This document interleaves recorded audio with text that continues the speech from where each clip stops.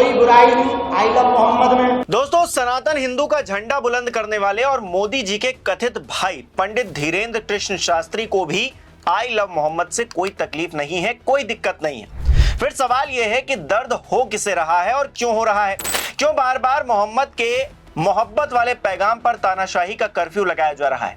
रायबरेली में दलित युवक की पीट कर हत्या कर दी गई और आरोपी कहते हैं कि हम बाबा वाले हैं, तो दूसरी तरफ बरेली जाने की कोशिश करने वाले सपा सांसदों को रोक दिया गया क्योंकि उनसे प्रशासन को शांति भंग की बू आती है। मतलब जो असल में शांति भंग कर रहे हैं उन्हें पाला पोसा जा रहा है और बाकियों को चुप कराने के लिए साम दाम दंड भेद का सियासी तिरिया चरित्र खेला जा रहा है। नमस्कार, मेरा नाम हिमांशु मिश्रा है, आप देख रहे हैं 4PM न्यूज नेटवर्क। दोस्तों, पिछले कुछ वक्त से संभल का जिक्र बार बार हो रहा है। मस्जिद को लेकर हुई हिंसा के बाद सख्ती बढ़ी है, गली गली मंदिर खोजे जा रहे हैं। इस बीच छत्तीसगढ़ की राजधानी रायपुर में धीरेन्द्र शास्त्री ने खुला ऐलान कर दिया कि वो जल्द ही संभल जाएंगे। अब संभल जाकर वो क्या करेंगे? उनका कहना यह है कि देश का कोई भी कोना ऐसा नहीं होगा जहां वो ना जाए। तो फिर क्या वो भ्रमण पर निकले हैं? सिर्फ शास्त्री जी के मुताबिक वो हिंदू विरोधियों को या तो देश छोड़ने पर मजबूर कर देंगे या फिर उनकी घर वापसी करवा देंगे, जैसे कि हिंदू धर्म का ठेका उन्होंने ही ले रखा हो। अच्छी बात है, चलिए जो मना है वो करिए। लेकिन यहाँ सवाल योगी सरकार से है कि अगर शास्त्री जी संभल जाएंगे तो क्या माहौल खराब नहीं होगा? क्योंकि वो तो पहले से ही मजबूर कर देंगे, घर वापसी करवा देंगे जैसी बातें कर रहे हैं।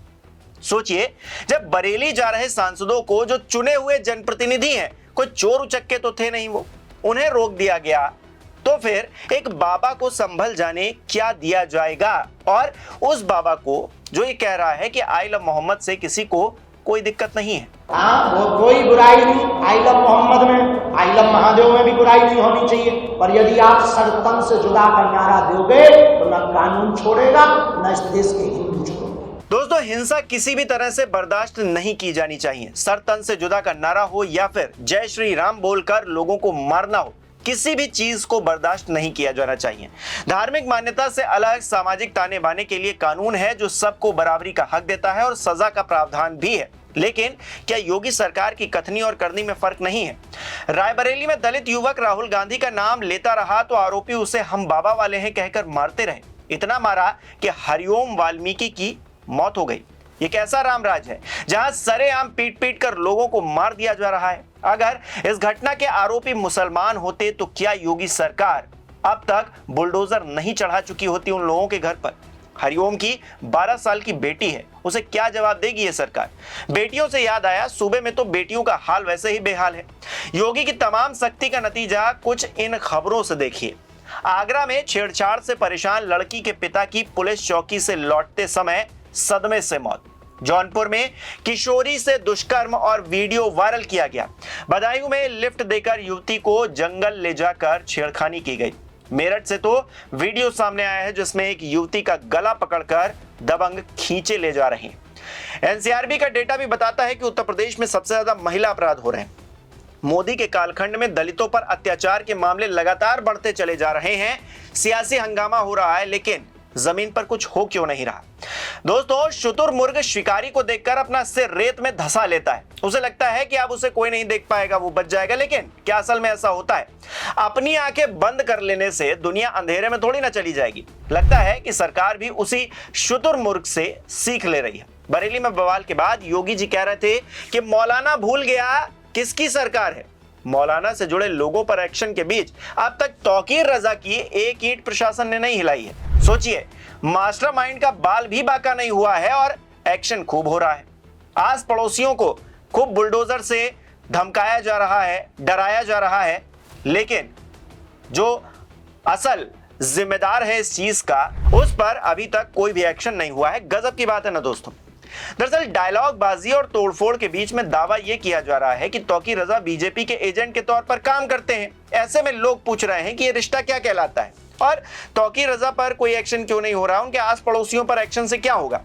असल में दोस्तों, ये राजनीति का बहुत गंदा खेल है। इस खेल में जहां लुटिया डूबती हुई दिखती है, अपना असली चेहरा सामने लाना होता है और लोगों की आंखों पर पट्टी बांध देनी होती है। 900 साल पहले कितने हिंदू थे ये बोलकर आज हिंदुओं की हालत को लेकर बात नहीं बताई जाती है।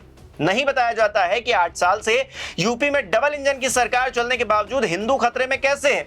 अब्दुल की चूड़ी टाइट करने के चक्कर में हिंदुओं के साथ खेल कर दिया जा रहा है। महंगाई, बेरोजगारी, अपराध पर कोई ना पूछ ले तो लोगों को इधर उधर भटकाते रहो। प्रदेश के युवा या तो सड़कों पर जय श्री राम का नारा लगाएं या फिर उन पर आप लाठियां बरसवाओ। हाल ही में पूर्व मंत्री स्वामी प्रसाद मौर्य ने अमेठी दौरे के दौरान योगी सरकार पर हमला बोलते हुए कह दिया कि 10 साल का ब्राह्मण 100 साल के क्षत्रिय का पिता होता है। अब इस पर बहस शुरू हो गई। हालांकि उन्होंने ये बात तंज के तौर पर कही थी। उन्होंने ये भी कहा कि सरकार हिंदू मुसलमान मुद्दों को हवा देने में लगी हुई है। उत्तर प्रदेश में जंगल राज फैल रहा है। अब कुछ लोग स्वामी प्रसाद मौर्य को ही भला बुरा कहने लगेंगे। सियासी तौर पर ऐसा होता आया है, लेकिन इससे हासिल क्या होगा, हमें क्या मिलेगा? 2017 में जब योगी सरकार आई थी तब एक वादा किया गया था कि सूबे की सभी सड़कों को 100 दिनों के भीतर गड्ढा मुक्त कर दिया जाएगा। मैं चैलेंज देता हूं, आज आप राजधानी का ही भ्रमण कर लीजिए जाकर, पता लग जाएगा कि यह वादा सरकार कितना पूरा कर पाई है। दलित सम्मान, महिला सुरक्षा, हम विश्वगुरु बन जाएंगे, ये सब तो खाली बातें हैं जो सरकार गड्ढे नहीं भर पा रही है। उसके आगे क्या ही कहा जाए। भैंस के आगे बीन बजाए, भैंस खड़ी पगुराए। हाल ही में कांग्रेस पार्टी ने अपने दफ्तर के बाहर एक होर्डिंग टांगा था जिसमें राहुल गांधी भगवान श्री राम के रूप में दिख रहे हैं, जबकि प्रदेश अध्यक्ष अजय राय लक्ष्मण के रूप में दिख रहे हैं। होर्डिंग में राहुल गांधी रावण के वोट चोरी वाले सिर के अलावा महंगाई, जंगल राज, भ्रष्टाचार, ईडी, चुनाव आयोग, सीबीआई, बेरोजगारी, पेपर लीक, तानाशाही पर निशाना लगा रहे थे। अगर योगी जी को हिंदू मुसलमान करने से फुर्सत मिलती तो वो इन मुद्दों पर भी ध्यान दे लेते। उल्टा राहुल गांधी वोट चोरी के अन्याय पर न्याय का तीर साध रहे हैं तो तकलीफ भारतीय जनता पार्टी वालों को हो रही है। और क्या महंगाई से जनता परेशान नहीं है? क्या पेपर लीक इस देश की समस्याओं का हिस्सा नहीं बन गया है? क्या बेरोजगार युवा सड़कों पर लाठी नहीं खा रहे हैं? क्या भ्रष्टाचार खत्म हो गया है?